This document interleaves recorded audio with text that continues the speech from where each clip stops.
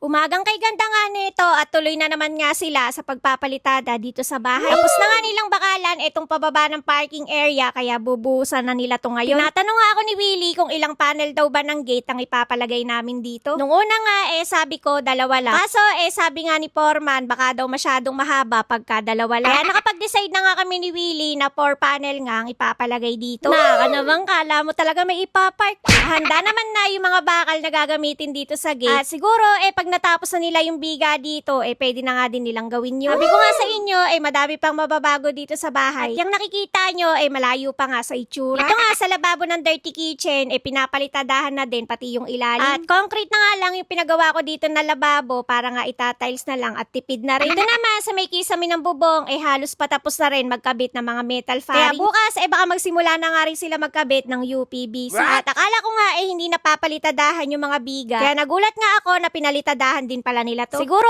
medyo sagad yung magiging kisame at makikita yung hindi napalitadahan. Dito naman sa pader ng grotto tapos na ang palitadahan. At pati nga itong harapan ng bakod tapos na nga din. Ganyang kababa nga lang ho ang allowed dito sa subdivision namin at bakal na nga ang ilalagay dyan sa ibabaw. May mga binili nga din si Willie na tubular at meron nga daw siya ipapagaya. Abay tigilan ko na nga daw ang kakapinteres ko pero pag siya ang may papagaya okay lang. Ang ganda na nga rin ang forma ng parkingan dahil elevated nga kami sa kalsada. Mas masarap na nga siya pagmasdan ngayon dahil hindi na puro hollow blocks yung nakikita. Ito nga sa likod nagpalagay din kami ng linya ng ilaw para sa bintana ng mga bata. At baka palagyan nga din namin ng CCTV sa may ilalim ng bubong para safe na nga din. Kaunti nga lang ho yung pumasok na workers ngayon at madaming ang absent. Nagpaalam naman sila at yung iba nga kasi nag-outing nung araw na to. Abay, sana all nakakapag-outing. Pero kahit paano madami rin naman natapos dito sa bahay. At kahit kaunti lang sila dito sa bahay malinis at maayos talaga sila gumawa. At sa lawak nga na itong service area namin siguro naman hindi na maiinip si nanay dito. At siya na lang siguro mapapagod ng kakuluto dyan sa pagkain ng mga apo niya. At hanggang ngayon nga